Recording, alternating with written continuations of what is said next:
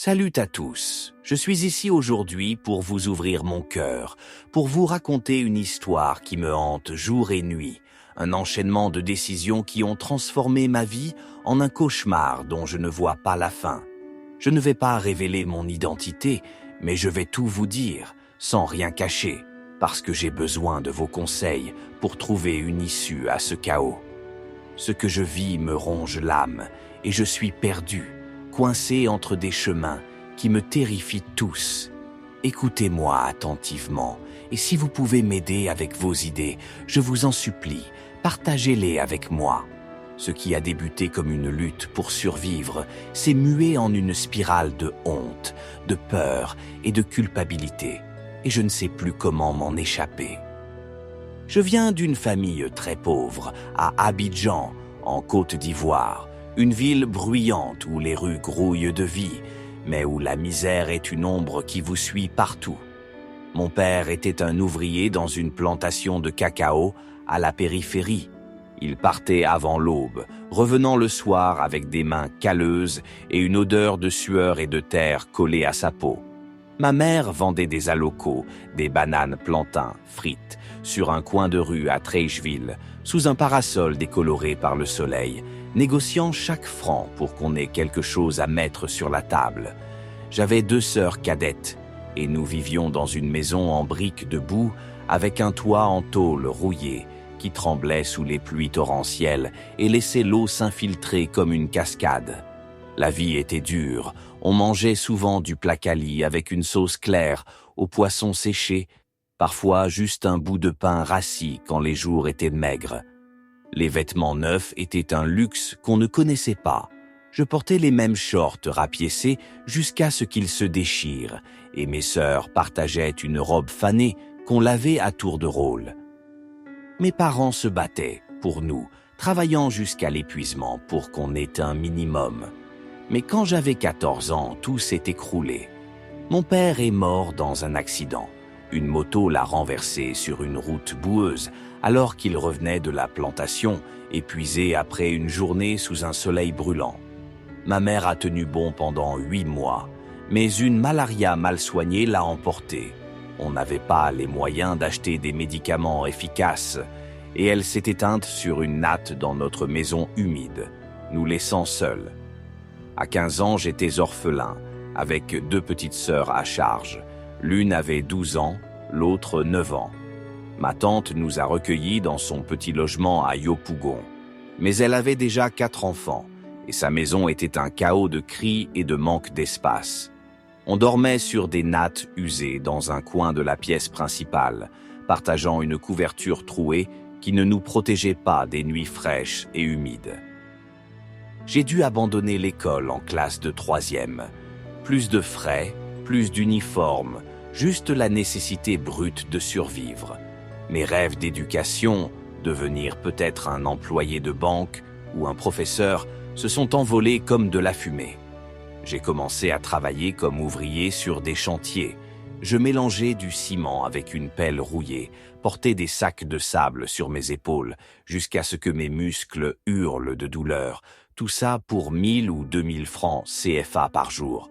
Quand il n'y avait pas de chantier, je vendais des allumettes ou des sachets de sucre au marché, courant entre les étals sous un soleil écrasant qui me donnait des vertiges, criant pour attirer les clients. Mes sœurs ramassaient des bouteilles vides ou mendiaient près des églises, leurs petites mains tendues vers des passants pressés. On mangeait quand on pouvait, un bout de pain sec partagé en 3, un peu de foutou sans sauce, ou parfois rien du tout. Je me couchais en écoutant leurs estomacs gronder, me jurant de trouver un moyen de nous sortir de là. J'ai lutté comme ça pendant des années, jusqu'à ce que je termine le lycée à force de petits boulots. Pas de fête, juste un certificat froissé que j'ai payé avec des années de sueur et de sacrifice. Mais après ça, l'université restait un rêve inaccessible. Pas d'argent, pas de soutien, juste une boîte en fer rouillée sous mon lit où je cachais chaque franc économisé, espérant un jour m'inscrire. Puis, il y a 3 ans, ma vie a pris un tournant inattendu. J'ai retrouvé un ami d'enfance dans un marché à Abidjan. On avait été proches à l'école primaire. Il m'aidait avec mes devoirs de calcul, et moi, je partageais mon bout de pain sucré quand il n'avait rien à manger. Ce jour-là, il portait une chemise propre et des chaussures brillantes, alors que moi, j'étais en guenilles, les mains sales d'avoir porté des sacs de charbon toute la matinée. « Frère, qu'est-ce qui t'arrive » il m'a demandé, les yeux pleins de compassion. J'ai ri, un rire amer. La vie m'a brisé depuis la mort de mes parents, mais je tiens bon. Il a secoué la tête.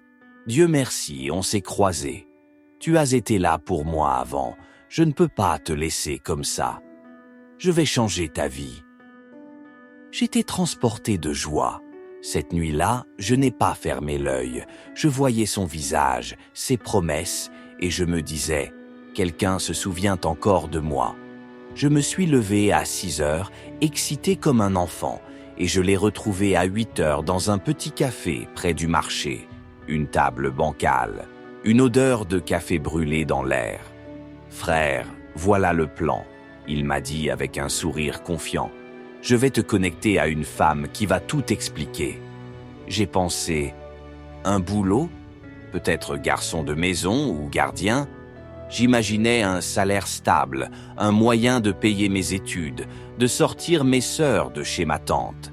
Ce soir-là, à 18 heures, je suis parti de chez lui pour Abidjan. Un voyage en bus de 3 heures, serré entre des sacs de cacao et des passagers bruyants, jusqu'à une adresse dans Cocody, un quartier chic où je n'avais jamais mis les pieds. J'ai frappé à la porte vers 19h30, intimidé par une villa blanche aux murs impeccables, entourée d'un jardin bien taillé et d'une clôture électrique. Elle m'a ouvert, une femme d'une 50aine d'années, élégante, avec des bijoux en or qui scintillaient sous les lumières tamisées. La maison était un palais, des meubles en cuir, un sol en marbre si propre que j'avais peur de le salir avec mes sandales usées, une télé-écran plat qui diffusait une musique douce. « Entre, assieds-toi », elle m'a dit, sa voix douce mais autoritaire. J'ai hésité, debout comme un intrus, mais elle a insisté. « Fais comme chez toi ». Je me suis assis, mal à l'aise, sur un canapé trop moelleux, et j'ai raconté mon histoire, la mort de mes parents, mes années de galère, mon ami qui m'avait envoyé. Elle m'a écouté en silence, ses yeux me scrutant, puis m'a servi un plat de foutou banane avec une soupe au poisson et une bouteille de soda glacé. J'ai mangé lentement, savourant chaque bouchée. Je n'avais pas goûté ça depuis des lustres. Vers 21 heures, j'ai demandé « Madame, quand est-ce que je commence à travailler? Nettoyer, garder la maison ?» Elle m'a souri, s'est approchée et a posé une main sur ma cuisse.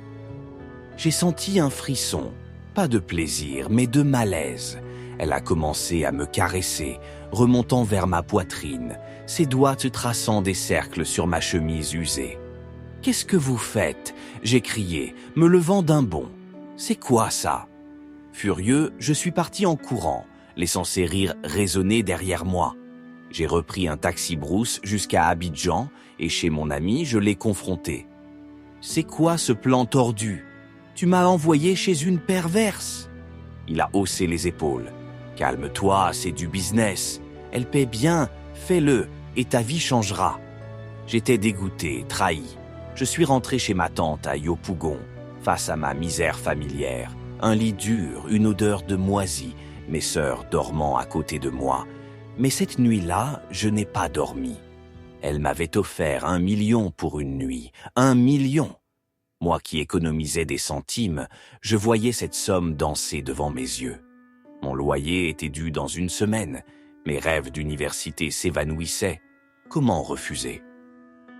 Après 3 jours de nuit blanche, torturé par la faim et la peur, j'ai craqué.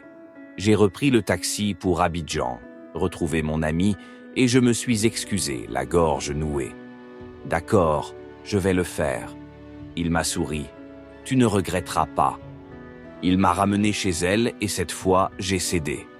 Elle m'a utilisé, pas juste couché, mais des choses honteuses que je n'avais jamais imaginées, comme lui donner du plaisir oral pendant qu'elle gémissait, ses mains agrippant mes cheveux. C'était humiliant, révoltant, mais quand elle m'a tendu 1 million en billets neufs, j'ai oublié ma honte. C'était le début. Mon entrée dans le monde des sugar mommy. Mon ami m'a connecté à d'autres femmes et je suis devenu un sugar boy. Je les servais, elles me payaient. Je caressais, je léchais, je faisais tout ce qu'elles voulaient et elles doublaient les paiements quand je descendais à la cave. 1 500 000, parfois moins, mais toujours assez pour transformer ma vie. J'ai quitté la maison de ma tante, loué un appart à Cocody avec un lit décent et une vraie cuisine, et repris mes études, une licence en commerce à l'université d'Abidjan, payée avec cet argent sale. J'ai acheté une maison modeste à Angré, une Toyota d'occasion qui klaxonnait fièrement, des téléphones dernier cri qui impressionnaient mes rares amis. J'étais passé de la misère à une vie de luxe, vêtements neufs, repas copieux avec du poulet et du Fanta, des liasses dans mes poches. Je ne restais pas avec une seule femme. Une nuit ici, une autre là, je bougeais dans tout Abidjan, servant des clientes riches qui me payaient pour leur plaisir. C'était un business simple. Je donnais, elles donnaient, et je passais au suivant. Pendant 2 ans, ça a marché. Je vivais bien, fier d'avoir échappé à la pauvreté, et j'ai même obtenu mon diplôme, un bout de papier qui représentait des années de sueur et de compromis. Puis, il y a 1 an, tout a changé. J'ai rencontré une femme différente, plus jeune, dans la trentaine, belle, avec une peau lisse et une allure sophistiquée qui tranchait avec les autres, plus âgée. Une nuit avec elle, et elle est tombée amoureuse. « Je t'aime », elle m'a dit après, ses yeux brillants de larmes. « Je veux plus qu'une nuit. » J'ai ri. « Moi, c'est du business. Je te sers, tu payes, c'est tout. Pas de romance. » Mais elle a insisté, appelant sans cesse, envoyant des messages, me suppliant. « Je te donnerai tout ce que tu veux. Reste avec moi. » Elle était jalouse, possessive, et moi, j'ai fini par craquer. Elle était belle, riche, et je suis tombé amoureux. J'ai coupé mes autres clientes, supprimé leurs numéros, changé de carte SIM, ne gardant que le sien. Elle m'a couvert d'argent, des millions, et je me suis perdu dans cette relation, oubliant mon passé de sugar boy. Mais il y a 6 mois, la vérité m'a frappé comme un coup de massue. J'ai découvert qu'elle était mariée, avec 3 enfants, et que l'argent qu'elle me donnait venait de son mari, un homme riche, un magnate du commerce avec des gardes armés et des propriétés partout à Abidjan. Elle m'avait menti, caché sa vie derrière des sourires et des promesses. Je suis désolé, elle a pleuré quand je l'ai confrontée, ses mains tremblantes.